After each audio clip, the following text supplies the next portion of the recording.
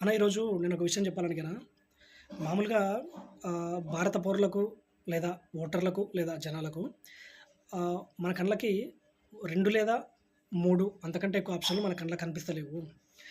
ఇది ఇలా జరుగుతున్నంత కాలం మన దేశ అభివృద్ధి జరగదు.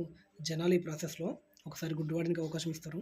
దాని తర్వాత వాడు బాగా పని చేయకపోతే మెల్ల కన్ను వాడికి అవకాశం ఇస్తారు. ఇది ఇలా చక్రంలా జరుగుతూనే ఉంటది. ఇది ఇలా జరగడం వల్ల మీ ప్రాంతంలో లాస్ట్ ఒక 20 ఇయర్స్ నుంచి ఒక ఫ్లైఓవరు అంతకంటే మించి జరిగిన అభివృద్ధి మీరు కనుక్కోలేరు. మీ కళ్ళకి కనపడదు. ఇలాంటి పరిస్థితుల్లో మనం ప్రశ్నించాలన్నా, ఆ ప్రశ్నలకు జవాబుదారీతనం గవర్నమెంట్ ఆఫీసర్‌లో గానీ, గవర్నమెంట్ అధికారుల్లో గానీ పెరగాలన్నా జనసేన లాంటి పార్టీలు, దాంతో పాటు కాక్రోచ్ జనతా పార్టీ లాంటి పార్టీలు ఖచ్చితంగా బయటికి రావాలా? మధ్యస్థాయి టౌన్‌లు అంటే మన కర్నూలు లాంటి టౌన్‌ల నుంచి స్టార్ట్ చేసుకొని పెద్ద స్థాయి నగరాల వరకు ఇలా క్వెషనింగ్ ఎప్పుడైతే పెరుగుతాయో ప్రజలకు సేవలు పెరుగుతాయి. వాళ్ళ జీవన ప్రమాణం మెరుగవ్వడానికి ఈ క్వెషనింగ్ అనేది చాలా అవసరము. ఈ పాయింట్‌లో కాక్రోచ్ జనతా పార్టీని నెత్తిన పెట్టుకున్నా తప్పులేదు.